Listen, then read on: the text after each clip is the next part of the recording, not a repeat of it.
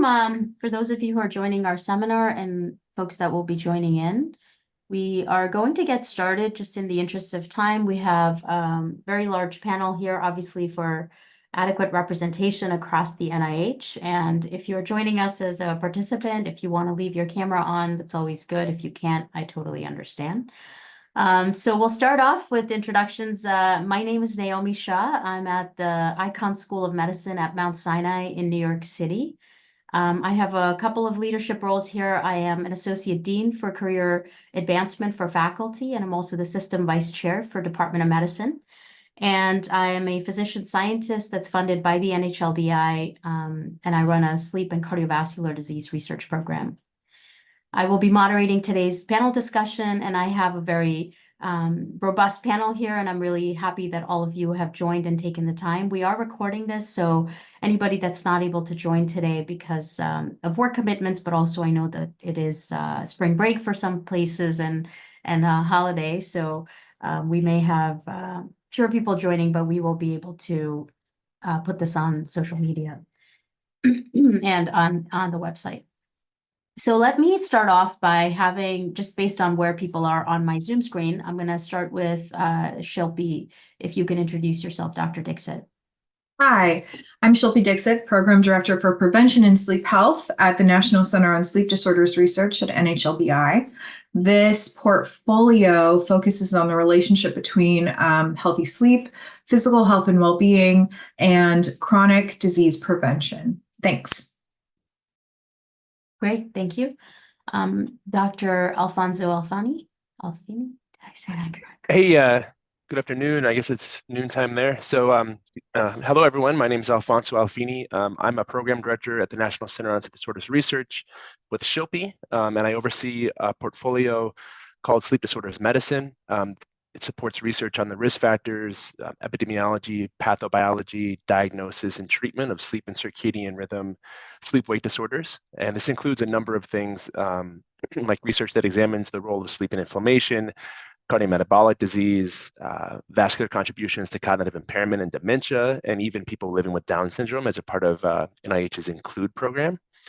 And this portfolio also supports studies that use big data analytics and I have clinical trials in my portfolio, including a number of phased clinical trials that examine sleep and circadian disorders. So good to be here, and thank you very much. Thank you so much. Dr. Gillman? Hi, everyone. My name is Arielle Gillman. I'm a program officer at the National Institute on Minority Health and Health Disparities. At NIMHD, we are interested in sleep health disparities, as well as how differences in sleep health across groups might lead to other health disparities for other health outcomes. We have a recent funding opportunity announcement that was just released on interventions to reduce sleep health disparities. So we're excited to share that with the community. And yeah, very happy to be here today. Well, thank you so much, Dr. Rowland. Yeah, hi everyone. I'm Laura Rowland, and I'm at the National Institute of Mental Health. So I'm a program director, and one of my portfolios is focused on neuroscience in geriatrics and aging processes. And within this program, we do fund projects that are focused on sleep as a modifiable intervention to improve mental health outcomes. I also have a smaller portfolio that is on sleep and regulatory dynamics program, which is focused on adult psychopathology. And within that program, we focus on, or there are projects that focus on how sleep intersects with psychopathology and with the eventual leading to eventual clinical trials for treatment of mental illnesses. It's nice to be here. Thank you. Dr. Horowitz? Hi, and thanks for inviting me, Naomi. So I am Todd Horowitz. I'm a program director at the National Cancer Institute, and I hold a portfolio in sleep and circadian rhythm research as it applies to cancer control and cancer survivorship. So this goes for everything from how maintaining healthy sleep can reduce your risk for cancer, all the way through to the sleep and circadian dysfunctions of cancer survivors, and how that affects other aspects of survivorship and everything in between.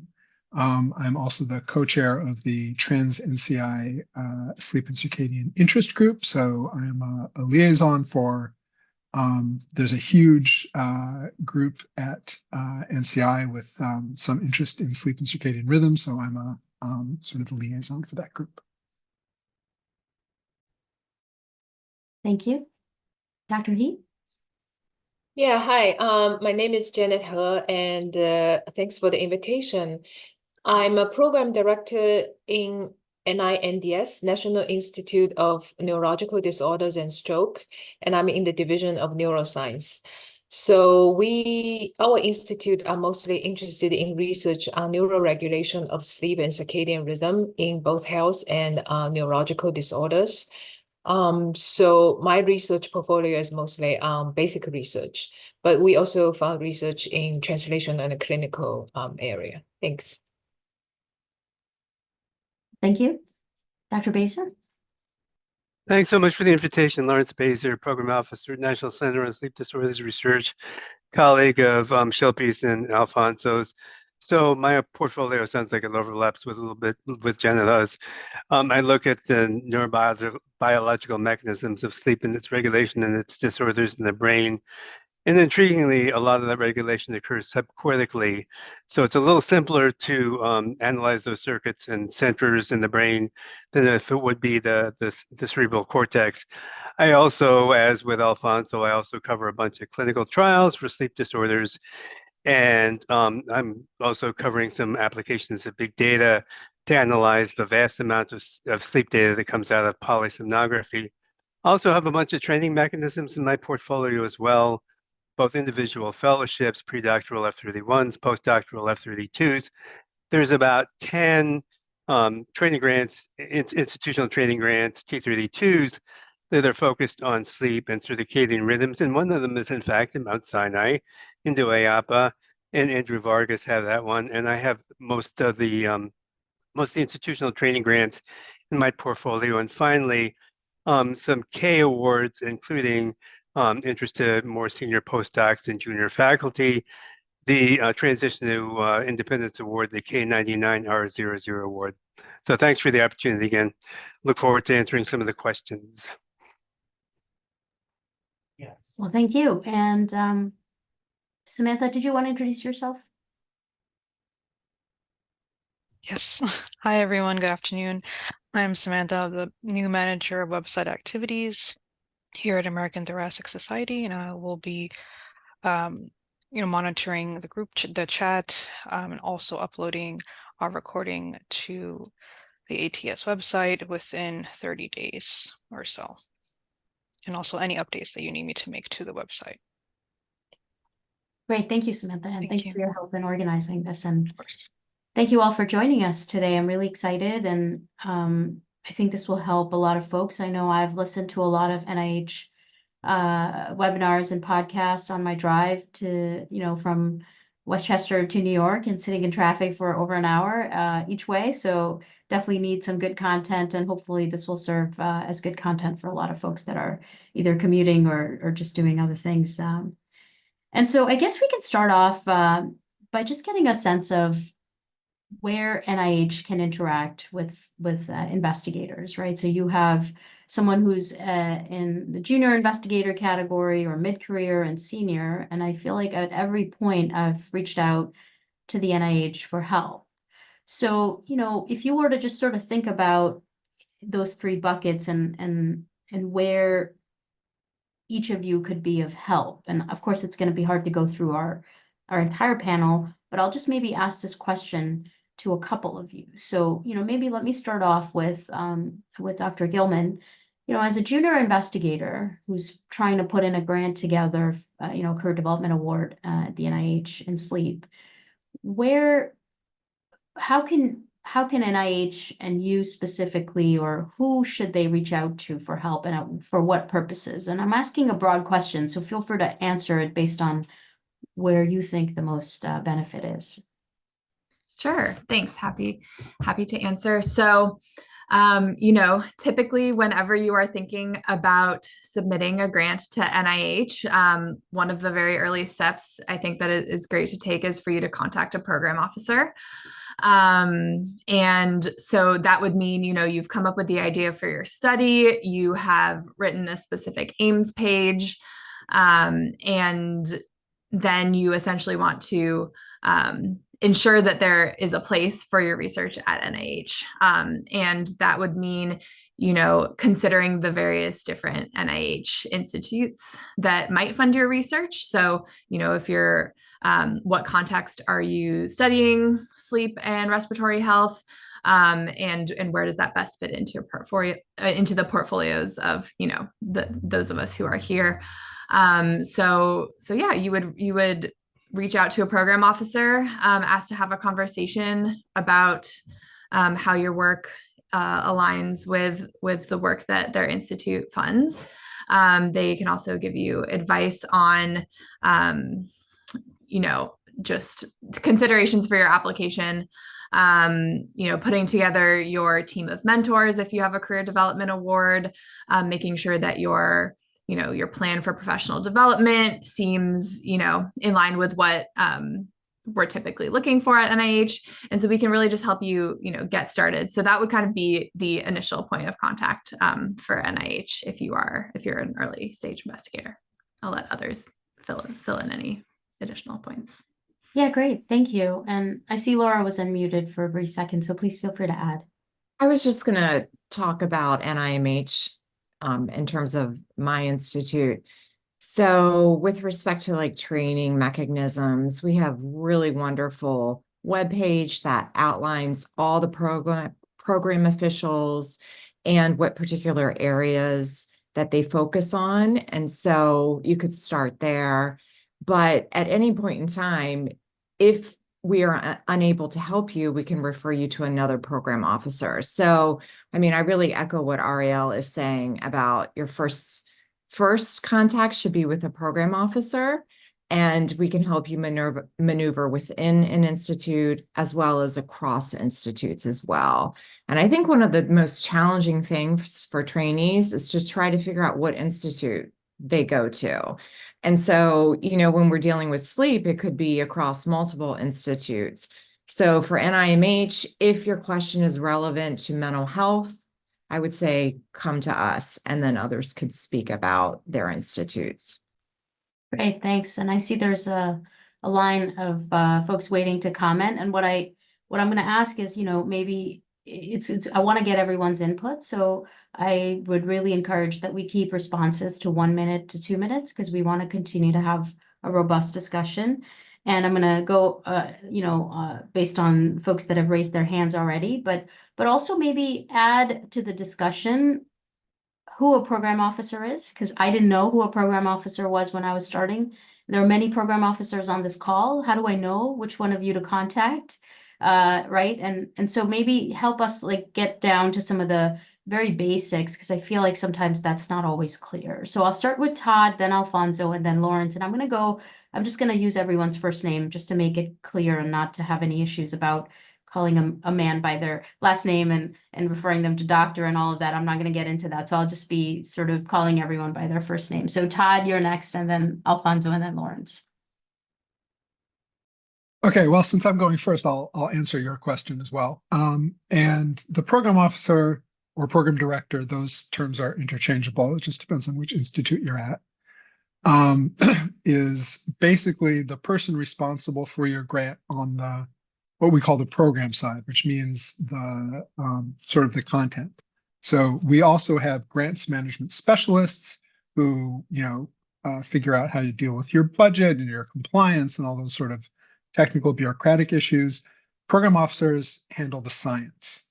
And so we're the ones who are going to, when you submit your progress report, for example, we're the ones who determine whether you're making enough scientific progress or whether we need to, find some way to help you and so forth. And when you are, to echo what Arielle was saying, when you have your first, well, Arielle and Laura, to combine that, When you have your idea, you want to talk to a program officer because we're the ones who understand the scientific priorities of the institute, the kinds of science that gets funded, and so forth. So we're basically your point person for contact about all scientific issues. The point that I wanted to make is that I don't think, so you asked about different stages in someone's career, but I don't think it actually depends that much on the stage in your career. So as Arielle was saying, when you have an idea, when you've got it to the point where you can put it down on a sheet of paper, you should contact your program officer, send us an email, we'll set up a meeting and we'll discuss, whether it fits with my institute, which part of my institute, who's the best person to deal with it, and any other advice I might have for you. That's true whether you are whether this is your first grant that you're applying for, or whether you are a senior researcher or Nobel laureate. It doesn't really matter. You know your science. I know the science that my institute is interested in funding. And we should always have that conversation, no matter how advanced you get. The content of those conversations will change, but how when you go about having those conversations is pretty much the same. So I just want to ask a follow-up question that maybe Alfonso can answer. But I'm sitting here as a junior investigator, just pretending to be one, and I know that the pay line for NIH is, for NHLBI right now is 14 for an R01 or 24 for a K, 23. The determination of whether the science fits into an institute or whether it's going to get funded is based really on that and the discussion that's going to happen at study section. So how does that fit in? How do you fit in?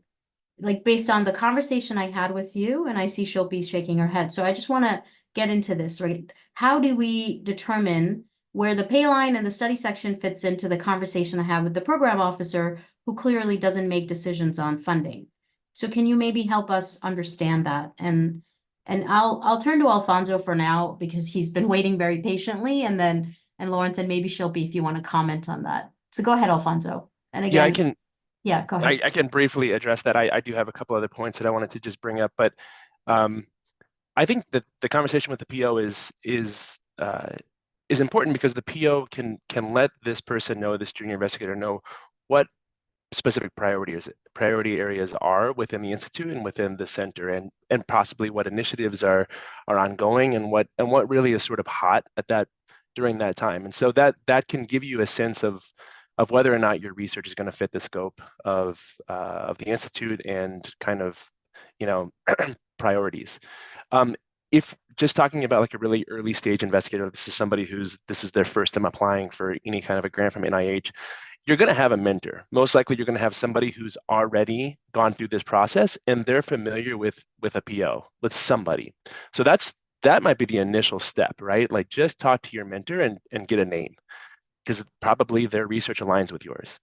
The other place to go, which is very, is much more independent, but if you have, like Todd was saying, you have an idea that's written down, you can take that idea, whether it's an abstract or even just a title, and you can go to NIH's reporter and you can plug that in. It's just a website. You can plug that in, and that will populate with a bunch of with all kinds of POs across NIH that will have some kind of relevance in their portfolio, and then you can kind of sort from there. But those are kind of the things I just wanted to bring up.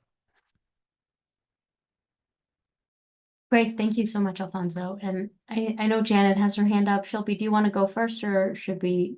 Yeah, I just wanted to comment on your statement about pay lines and study section and talking to your PO.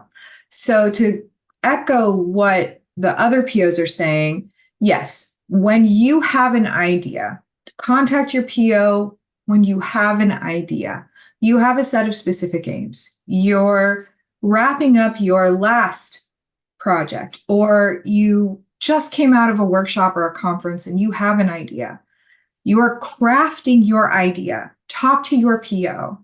Your PO or any PO will help you shape that idea, because the goal is to provide guidance. To provide guidance. Shilpy, sorry, I think you were accidentally muted.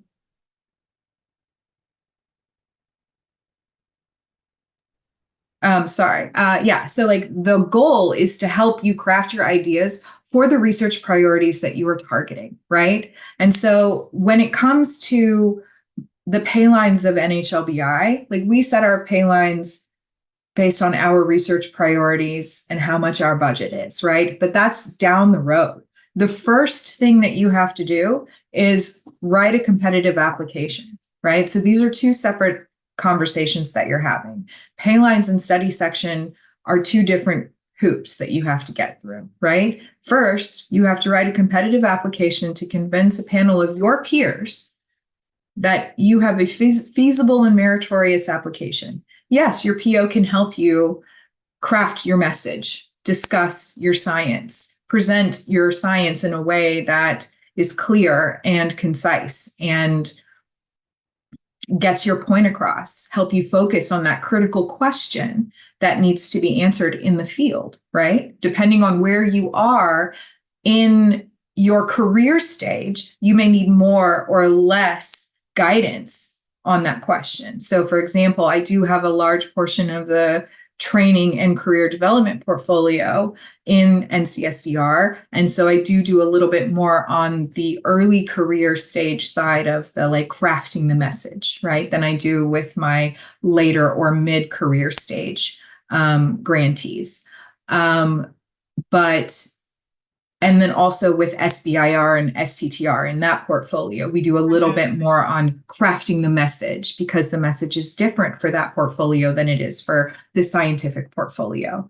But when it comes to pay lines, that is truly just based on business. Like the two things do not necessarily equate to each other. So the pay line is based on business. It's based on allocations. It's based on what Congress has deemed appropriate for the budget for that year, trickled down through HHS and so on and so forth. And every institute bases its pay lines on the research priorities. Yes, the conversation you have with your PO very early on in your development process is going to help you shape your message. But at the end of the day, do the science that you want to do. Don't worry about the pay line. Write the best application you can write. That's the goal of talking to your PO. Great, thanks, Shilpy. So just to make sure I'm following this and summarizing it before we get to Janet and Lawrence, it seems that if you have a great idea, you want to pursue that, you pursue it, you work with your PO, you refine it, they will help you structure it. But whether it sits in that portfolio of the high interest areas for the Institute, if it isn't there, you should still submit it because that's something you want to investigate. And that's the point that I was trying to make, that, you know, there are areas that are research priorities for NHLBI or for NCSDR, but I think if you have an area that you're interested in, even if it isn't in that, you know, you present right. it. But I think, But I think right. And I think just to clarify the point, NHLBI, NIH in general, we lead from behind. We're looking at the research community to see where you guys are going. We're waiting for you to tell us where the field is going. And so we're looking to see the investigator-initiated applications that are coming in. We're looking at the trends that are coming from the investigators to see where we need to put resources, where we need to put more focus, where we need to shine lights. And so, we're waiting for you to tell us where to go. Got it. Got it. Yeah. And that helps clarify that. Thank you, Shilpy. Janet, thank you for waiting patiently. And Lawrence, I'm going to come to you next. And I know, Mac, we have to have you introduce yourself. And also you had your hand up. So Janet? Yeah, for the sake of time, I was just going to say that I totally agree with Shilpy. Always pursue your best science or the topic that you are most interested in, your passion. And also for us, most of these grants we found are investigator initiated, and the special high focus areas are only a very little minority. And also, I would like to add that each institute has different funding policy. For us, it's strict pay line driven. Whatever we accept, if it's scored within the pay line, we found this. Although we do have a few select pay that's slightly scored above our pay line, we consider based on priorities or PI's funding. Like if they have no other funding, we may consider them for bridge funding. And for ESIs, our pay line is 10 percentile higher than established PI's pay line. And also, I would like to add that each institute may use different mechanisms, slightly different, except for our ones. They may not have a R21 mechanism or R21 for specific high priority areas. So check our website. And this is probably especially true for Fs and Ks, career development. Thank you. Well, thank you. Lawrence? So I know you want to get on to further questions. So in the interest of time, very briefly, looking for a home in an NIH for your grant can be challenging because there's something like 21 institutes and centers with varying priorities that look at sleep in NIH. And there can be overlap among those institutes too. But one thing I would say is once you contact a program officer, we all work collaboratively together. We know each other's institute's priorities as well. So maybe if it's not right for the first person you contact, let's say, oh, why don't you get in touch with this other person? And your priority, the focus of your application might be more appropriate for NINDS than it is for NHLBI. And that's a very collaborative interaction as well. So thanks for that opportunity. Yeah, of course. And Mack, I know you were a couple minutes late joining. Would you want to introduce yourself in terms of what aspect of NIH you represent in terms of the research portfolio and also the institute, and anything else you want to add for our registrants? And welcome. Thanks for joining us. Thank you so much. I'm so sorry for being late. I'm perhaps a little bit impaired in terms of technology. Yes, I'm Mack Mackiewicz. I'm program officer in the Division of Neuroscience at the National Institute on Aging, and I serve as a branch chief of neurobiology of aging and neurodegeneration branch.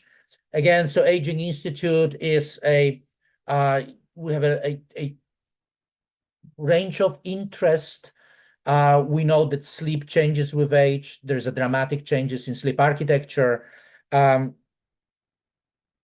Again, there's tremendous interest in impact of sleep on neurodegeneration and learning and memory. So these are the elements that we covered at NIA. I would like to comment on what my colleagues said and what you, Neomi, mentioned, that and perhaps what is happening at the very end. So everybody is mentioning that you should be discussing with your program officer at the early stages, and this is absolutely correct.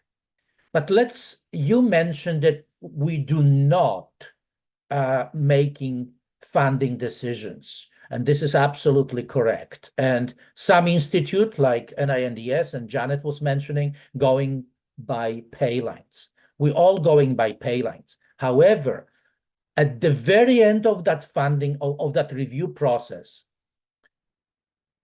program officers make funding recommendations. Imagine a situation that you miss your pay line by 1 point. What is it that we can do? Can we help? And there are ways of helping, including taking that application that misses the pay line, sometimes missing the pay line significantly, for counsel for funding consideration.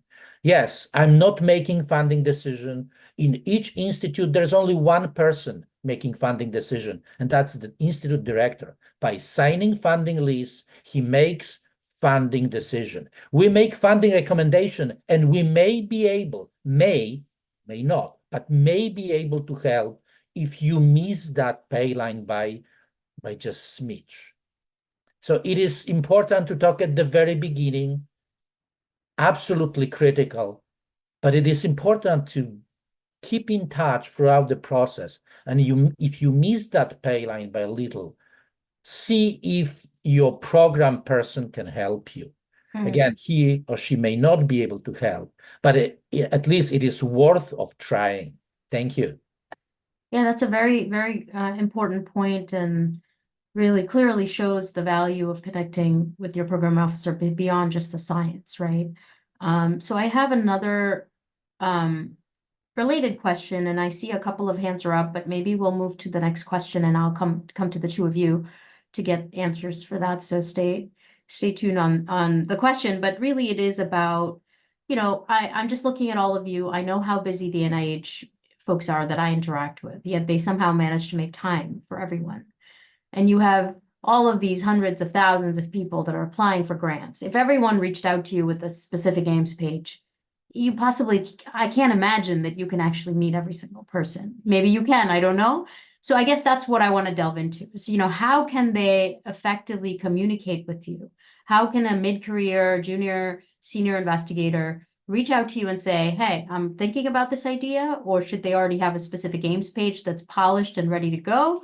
Or should they have anything more than that? And, you know, how many times should they reach out to you? So maybe provide some guidance on how they can best use your time, but also how you can give them feedback that actually will, you know, strengthen their science. And I'll turn to Laura, who is waiting to, I guess, comment on something. But yeah, if you don't mind, Laura, answering that. Sure. So I'll make a comment really quickly. NIMH doesn't have a strict pay line. We can go out of score order. So we're a bit different. I wanted to add that.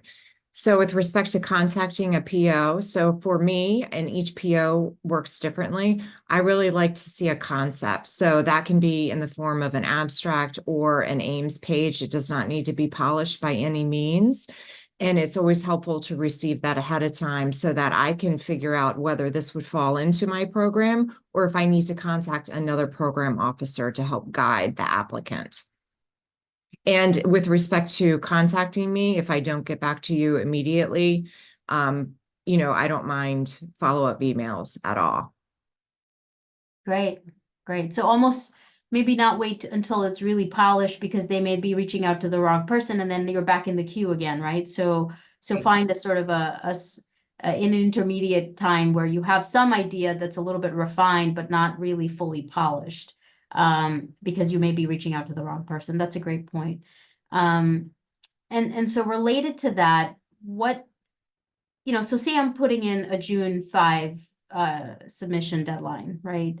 And usually for a K, the advice is you start planning, you know, months in advance, right? 6 months.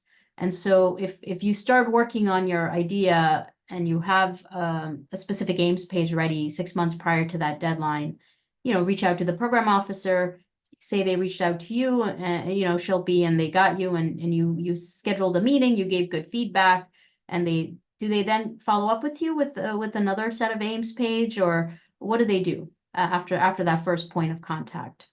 It just really depends on where we are in the process, right? So for example, let's say that you're the type of person who is really on top of it, right? And like you came in with a solid set of aims and we talked through it and you took those aims and you ran with it. And I get a follow-up email that says, you know, I'm ready to go. I submitted to my institution. Thank you for your help. And I say, great, let's follow up once you get your summary statement. Whether or not I am the PO of record, you're always welcome to follow up with me. I cannot speak for every PO, but you are always welcome to come to me with your questions regardless. Or it may be that, you know, like, hey, I still have a couple questions, or I took your feedback and I was wondering if you could look over my next set of aims and let me know what you think. Is this clearer? Am I hitting the message that you talked about? Absolutely. I'm happy to do that. Every PO is different. Every PO's portfolio has different demands. For me, I have an open door policy, regardless of whether I'm the PO of record or not. I make that clear to the investigators that I work with. I also make it clear that I cannot speak for every other PO, nor will I obligate any other PO to the same standard, right? So like, yeah, it just really depends. It depends on the person. It depends on the PO. It depends on what is required for that. Thank you. That's very helpful. And so related to that, does anybody else want to comment on that? Janet, I see your hands up. So yeah, maybe we can hear from you. Yeah, just briefly, I want to say that for the payline, just always check our website because we try to keep our website most up to date since we are a strict payline driven institute. So any congressional action, whatever changes our payline, we will publish these. And also because Mack mentioned the select pay. Yes, we consider every single eligible application for select pay automatically. That's what's on our website because we don't want to disadvantage anyone that hasn't contacted us. But just rest assured, we consider everybody every application within the zone. That's it. Well, great, thank you. So once a grant is reviewed and you get your summary statement back, right, there's usually a program officer that's listed on the summary statement. And that person may be different than the person you had reached out to and worked on your application, as Shilpy was talking about. In that case, it says that you should reach out to your program officer that's listed on the summary statement, which I typically do, and a lot of us do. So do you then recommend that we reach out to the person before, like the person that you had worked with also? Do you work with two different POs? Like, how do you recommend, investigators navigate the post-review sort of phase once you do have a program officer listed on the summary statement? So I will follow up on that one just because I kind of stuck my foot in it. So I tend to be the first stop at NCSDR, especially for younger or earlier career investigators. That doesn't necessarily mean that they will end up in my portfolio. You should always go to the PO of record because that's the person that you need to cultivate the relationship with, right? Because that's the person that's going to be, as Max said, the person who is advocating for you. That's the person who's going to be in the room for you. And also if let's say that you end up in a different institute, let's say that you end up in a different division, even if you're in the same institute, those research priorities are the most important. Those divisional priorities are the most important. But ultimately, again, that's your advocate, and that's the person that you need to be cultivating the relationship with. At NCSDR, we are mandated to support or coordinate sleep and circadian research across the NIH. And so that's why we tend to get a lot of questions that are not necessarily within the NHLBI mission or within the NHLBI research priorities. We do get a lot of questions and we do coordinate across NIH. And so we do have we do tend to see a lot of what's going on across the NIH when it comes to sleep and circadian research. Mm-hmm. And we know a lot of the sleep and circadian community, but at the end of the day, the PO of record, the person who is at the top of your summary statement, that is the person that you always need to go to. Great, thank you for clarifying that. Lawrence? Yeah, another consideration is the person that's listed on the summary statement is probably the person that, if your application was discussed, that person went to joined virtually online the review meeting and heard the review of that application. And the first person you talked to might not have had the time to do that. And maybe anticipating a question you're going to have later on is that some of the discussion and the relative enthusiasm for your application among the reviewers assigned to it on the study section, some of that stuff doesn't make it into the summary statement. And one thing that's valuable that program officers can share with applicants is kind of the general overall enthusiasm and any kind of concerns about the application that are legitimate, but for whatever reason might not have made it into the summary statement. So another reason to contact that person who is assigned to your application who is listed on your summary statement, because they're the most in touch with what happened during the review process. Thanks. Great, thank you. So I see several of our registrants, attendees are here, and Roger follows me on Twitter, and I'm happy that he has his camera on. So Roger, do you have any questions? And not to put you on the spot, but do you have anything you want to ask before we move on to our sort of populated questions, or anybody else that is on as an attendee? Did you have any questions you want to ask our panelists? I don't have any specific questions other than what everyone's already covered, but I just want to say thank you so much for sharing all this insight. Oh, I guess maybe I do have a question. So just brief introduction. So I'm just finishing up year one for my K through the NCI. I'm not sleep related researcher whatsoever, but just came because of the great insights you guys are sharing today. I guess I was just wondering if you all can provide maybe some guidance for completing our RPPRs, which I'm in the process of completing right now. Any kind of tips and tricks and when you should reach out to a program officer, if specific things might come up. Thanks. Yeah, thank you, Roger. Anybody want to take that? RPPR? Oh, Todd, thank you. Yeah, that's a good question because then it'll give you a lot of training on this. To answer your second question first, what you would, if you're going to reach out, the time to reach out to your program officer is when you realize you're having a problem, right? Like you're behind schedule, or you lost some personnel, and particularly, so in any case where you're going to be way behind schedule in collecting your data, or if you think you're going to be over your budget. I mean, not over your budget, but well, either over your budget or way under your budget. So like one of the things we have to deal with most often in RPPRs is a case where the investigator hasn't spent most of their budget for the year. Often again, because they've kind of fallen behind on collecting data, and then we can discuss that, what your challenges are, what NIH can do to help you overcome those challenges. Maybe we need to give you a little more time. Maybe we need to move the money around, that kind of thing. So that is, ideally you would reach out before submitting the RPPR that says, hey, I'm in trouble. So that would be useful. As for the RPPR itself, I think the describing your progress, it is very useful to structure things according to your specific aims. So you can say, all right, on specific aim 1, we got done this, this, and this. Specific aim 2, we got done this and this. And specific aim 3, well, that's for 2 years from now, or something like that. Because my job is to look at your statement and evaluate, all right, how are you coming along on the grant compared to what you said you were going to do?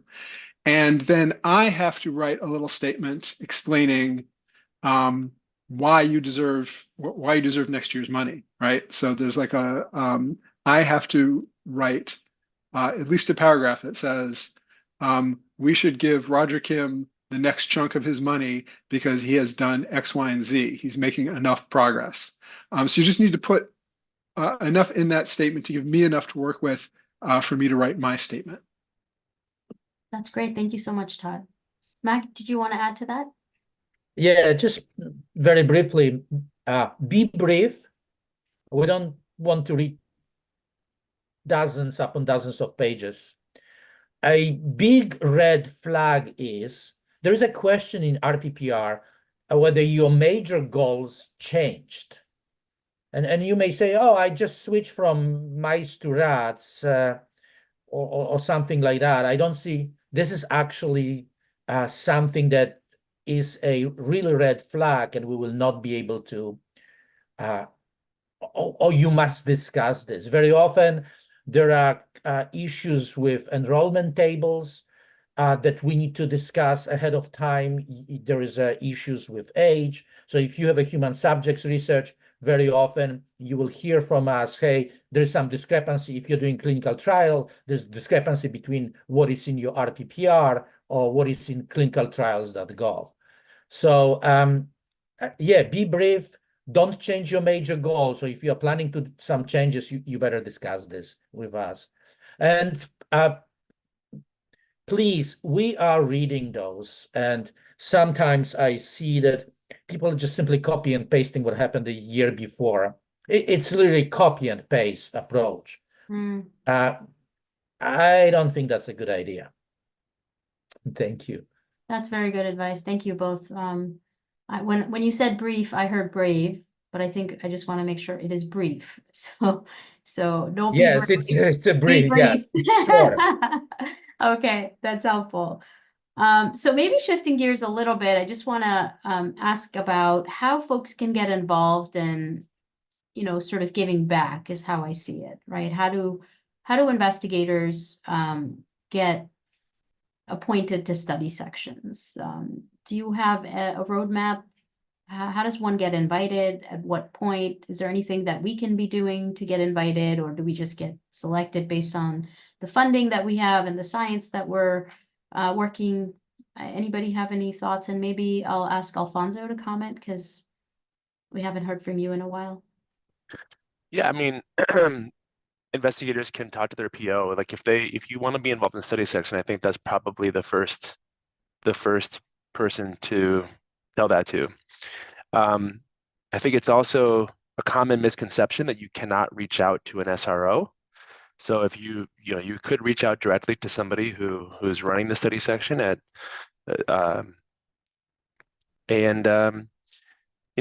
I think there's other, besides just study section, there's other ways to be involved too. I mean, there's workshop participation and things like this.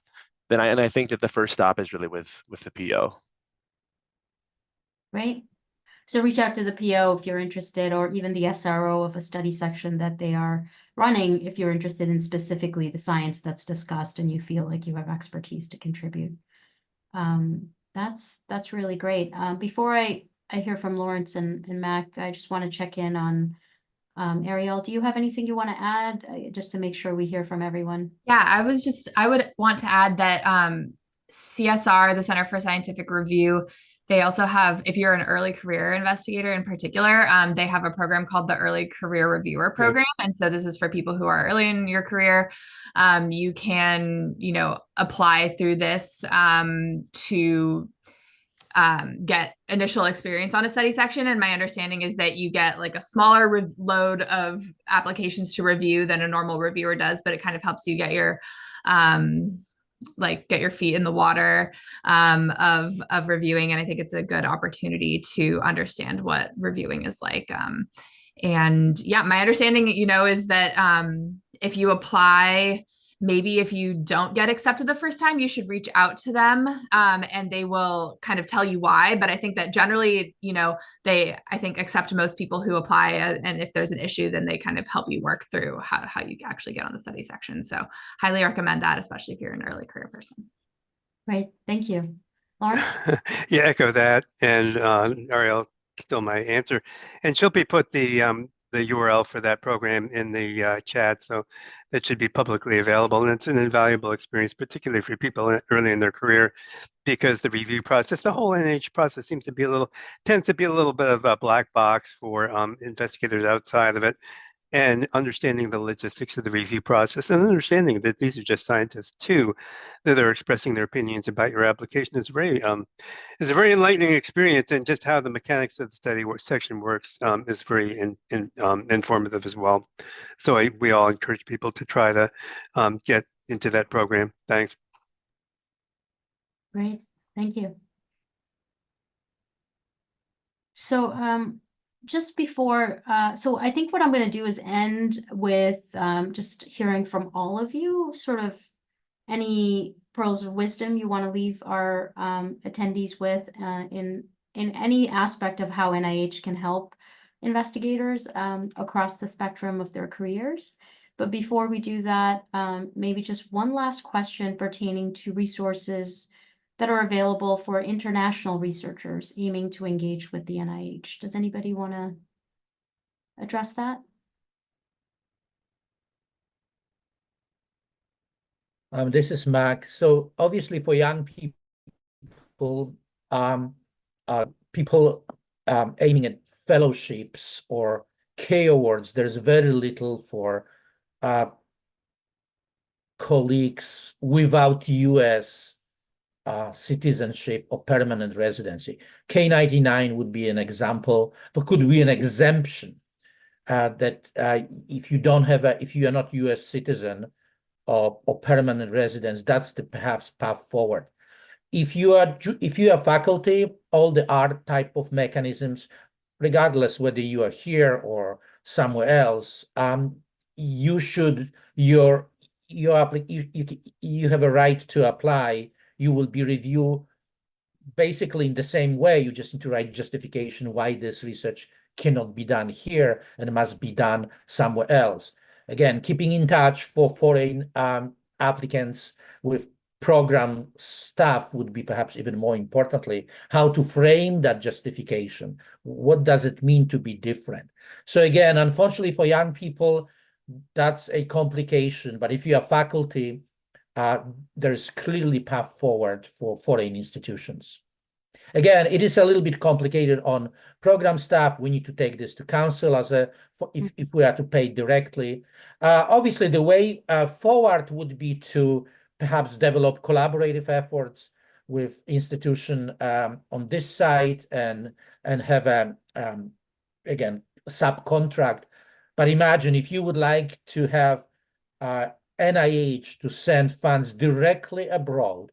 This would be the foreign institution, and again, this is review in the same way at the study section. It requires some administrative steps to fund this application, but there is clearly a path forward. And again, discussion with program staff would be incredibly helpful. And I must say, colleagues from Europe, the way they are packaging the grant applications are so different the way we are doing it here. So just from the packaging, pure packaging point of view, they would be in major disadvantage. So talking to program people here and seeing how that packaging looks like, it's probably very important. Great, thank you, Matt. Todd, just 30 seconds or less if possible. Yeah, so everything Mack has said is very useful. In terms of resources, depending on what kind of research you're planning and why it's a good idea to do it not in the United States, you might be able to get information from, in the case of my institute, the Center for Global Health that NCI runs, or at the NIH level, the Fogarty International Center may have some information on, or programs where they're specifically looking for international collaborations or international programs to fund. Great, thank you. So we have about 5 minutes, and what I'd like to do is just sort of go around and get any sort of comments that you may have as summary comments or anything that you think people should know about in terms of interacting with the NIH, and maybe again keeping it 15 seconds to 30 seconds would be great. So I will start off with Todd, who's at the top left corner, and then we'll work our way. So Todd. Yeah, okay. One thing that I think didn't get mentioned or perhaps stressed enough is that there is a division at NIH between review and program. So the people who review your grants and the SRO who is in charge of that review they have like a whole different mission from all of us up here, the program officers. They're just trying to review the science and see if it's, how good the science is. Our job is to see, does the science fit with our particular institute? And so for this reason, your 90% of your study sections are not associated with any institute. They're sort of like general, they're about topics. And I think people don't necessarily realize that there's this big separation between review and program, because I know at NSF, there's not a strong separation. Thank you, Todd. Mack? If you didn't get that message already, that message is keep in touch. Thank you, Matt. Thank you. Shilpy? Every grant comes down to the messaging. The success of your grant comes down to the message. Laura? Everything everybody has said. In addition, it's really helpful to get templates. So grants that have been successful and grants that have not been, or applications that have not been successful, and take a grant writing course or workshop. Arielle? I would say be persistent. You may need to apply. You will likely need to resubmit. You may then need to submit a new application that is based on the reviews you got from your submission. And, each stage in the process, you can talk to a program officer, get additional feedback. But, I think this is a system that can often reward persistence. And so we just encourage people to do that. Thank you. Lawrence? We're here to serve as your advocates. We want to see your science. We do our best to make your application the best it is, but we're in NIH. There's other places you can look too. You can talk to senior faculty members at your institution, and they can probably have some good advice too. So the more people who look at your grant, probably the better it's going to be. Thanks. Thank you. Janet? Yeah, I agree with everything that's been said, and the persistence is the key, and contacting us also helps. But also, I want to add that there's another group of people who works at NIH. They are the grants management staff. They are people who are responsible for policy, more like policy issue, budget issue. So sometimes budget related issues also contact them, and we just cannot help for some of these questions. Great, thank you. And Alfonso? Yeah, I think so. We all work for NIH as a whole, but it's important to realize that every institute can have, even if there's one policy, those policies can be interpreted by each institute differently. And so it's really important to talk to your PO to know what is supported at each institute and how those things differ. Wonderful. Wow, you guys can really be brief as a group, which is impressive. So again, I just want to thank our panelists for taking time. As you can see, we have a tremendous amount of support by them taking time out of their busy schedules, and it just shows how invested they are in trying to help our investigators. So definitely take advantage of them. We are planning a second round of this, which is going to be more of a breakout room based, and where we'll have early career, mid-career, and senior, and sort of have targeted discussions moderated by a panel and then a moderator for each of these breakout rooms, but really get into some of the nitty-gritty aspects that we couldn't get into today. So look out for that, and thank you ATS for organizing this, and thank you to our attendees that are here today and those that will be listening in later at some point. This will be on the ATS website, and this is as part of our initiative from the SRN, or Sleep and Respiratory Neurobiology Assembly at ATS. Thank you all, and hopefully you have a wonderful week and it starts to get warm wherever you are. Thank you. Yeah, thanks for the opportunity to participate. Appreciate it. Hi, thank you. Thank you. Yeah. Take care. Bye. Bye.